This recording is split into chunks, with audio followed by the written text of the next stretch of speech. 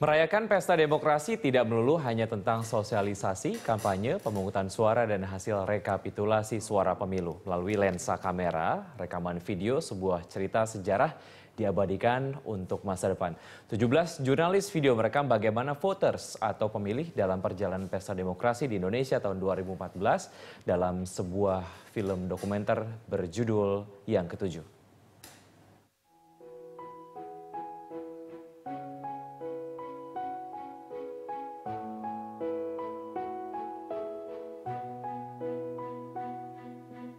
Saya saat bertemu Ibu Heli, tukang cuci dari Manado.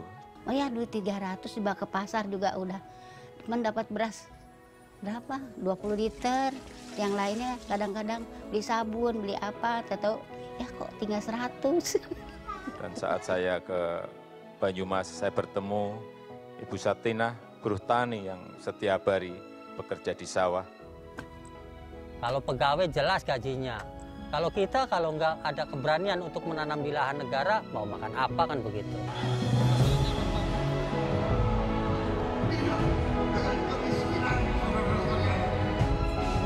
Bangsa yang merdeka bukan bangsa yang miskin. Bangsa yang merdeka harus memberi kehidupan yang baik bagi rakyatnya, saudara-saudara sekalian.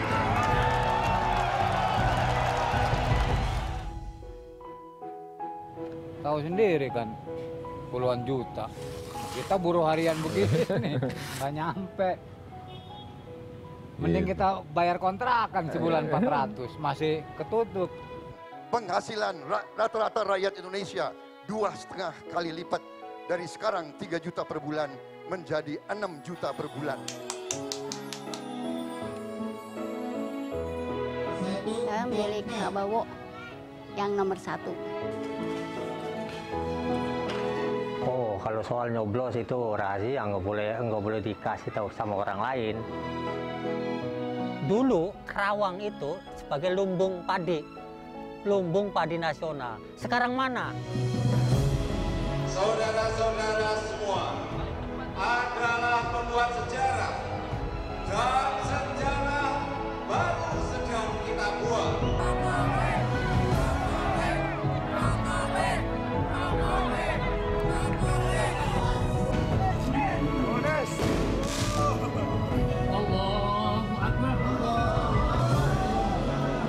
Atau 53,15%.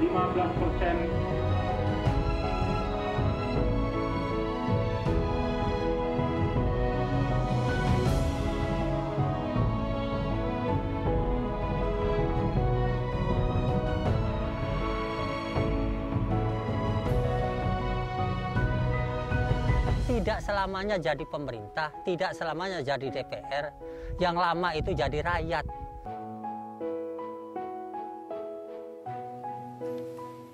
Ya, pemirsa, di studio Berita 1 telah hadir asisten sutradara film dokumenter produksi Watchdog yang ketujuh, Helena Yoranita Soisa. Apa kabar, Mbak Helena? Terima kasih sudah hadir di studio kami hari ini. Terima kasih, kabar baik. Film mengenai ataupun yang berjudul Yang Ketujuh, ini sebetulnya mengenai apa sebetulnya, Mbak Helena? Barusan yang kita tonton itu trailer yang kedua. Kami merilis trailer yang pertama sehari setelah pengumuman KPU. Dan orang banyak mengasosiasikannya dengan sosok yang ketujuh. Tetapi walaupun memang kita bicara juga tentang sosok yang ketujuh, presiden yang ketujuh, tetapi ini sebetulnya cerita tentang pemilihnya, tentang votersnya. Jadi bisa dimaknai sebetulnya yang ketujuh itu bukan cuma sosoknya, tetapi juga harapan rakyat sebetulnya kepada sosok yang ketujuh ini.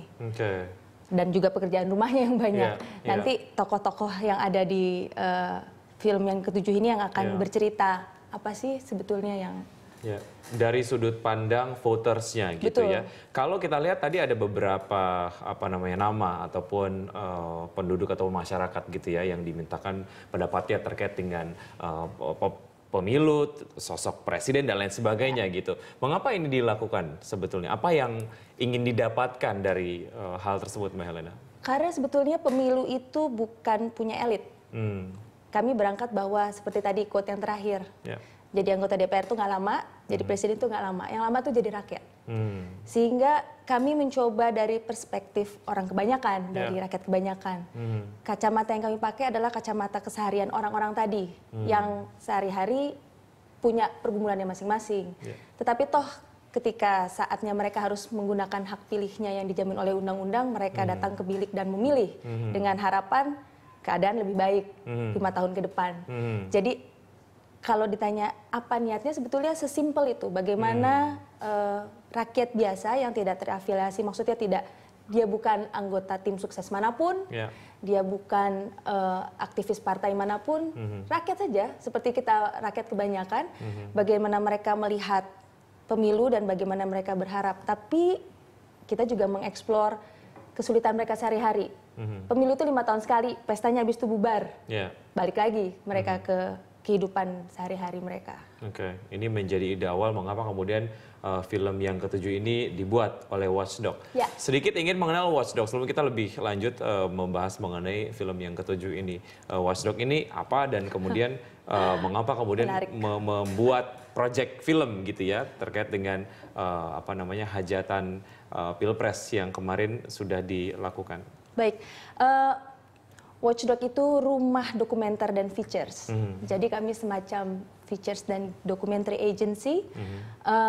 Kami beberapa tahun belakangan ini juga in commissioning dengan beberapa TV. Jadi kami memproduksi in commissioning program-program features untuk beberapa televisi nasional. Dan adalah hajatan tahunan Watchdog untuk menyisihkan sedikit dari cari uangnya. Kami in commissioning dengan TV-TV, tentu di akhir tahun kami punya sedikit kelebihan. Celengannya itu dibobok untuk bikin film-film semacam itu, dokumenter semacam ini yang lebih panjang, dan biasanya kami akan taruh di YouTube supaya semua orang bisa menontonnya. 2 tahun yang lalu kami bikin Alkine Mokie, cerita tentang pemogokan karyawan Freeport di Papua.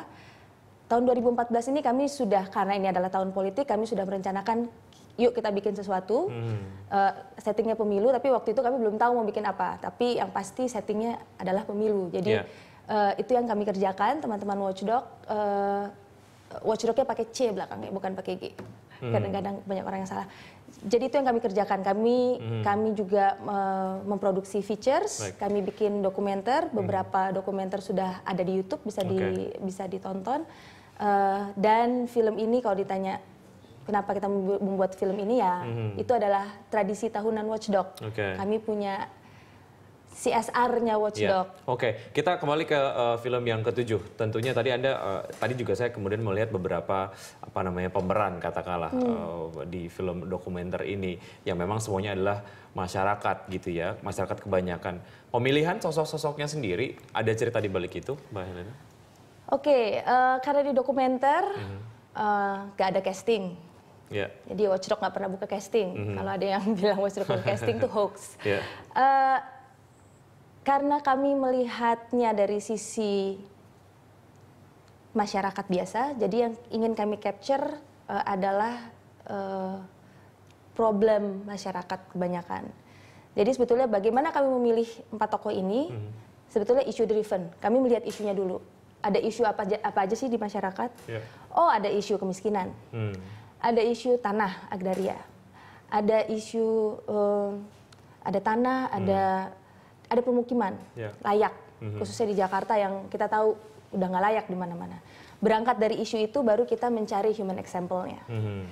Jadi kalau ini akhirnya bercerita tentang Pilpres, kami tidak pernah tahu afiliasi politik mereka, maksudnya apakah mereka memilih partai apa atau presiden yang mana, tidak pernah kami ketahui dari awal. Karena yang menjadi dasar pertimbangan kami memilih mereka adalah isu yang mereka hadapi sehari-hari.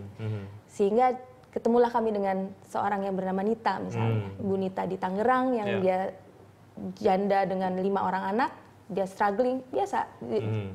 Dan dia merasa BLT itu hanya habis dalam beberapa hari. Kami bertemu dengan Pak Amin Jalalen di Indramayu yang menggarap lahan milik negara selama bertahun-tahun, tapi nggak pernah bisa punya tanah. Kami bertemu lagi dengan orang-orang di Tanah Tinggi yang hidupnya sangat terbatas dan lain-lain. Jadi Kalau bagaimana kami memilihnya, kami memilih isunya dulu, kami memilih problemnya dulu, baru kami mencari. Ini kemudian menjadi satu hal yang akhirnya mengingatkan orang ketujuh nantinya bahwa kita kemudian punya banyak sekali permasalahan yang harus diselesaikan gitu ya. Dan ini memang permasalahan yang dialami oleh masyarakat kebanyakan. Pak Elna, kita akan lanjutkan setelah jeda berikut ini. Ya, bisa kami akan kembali setelah jeda berikut, tetap di tempat Anda.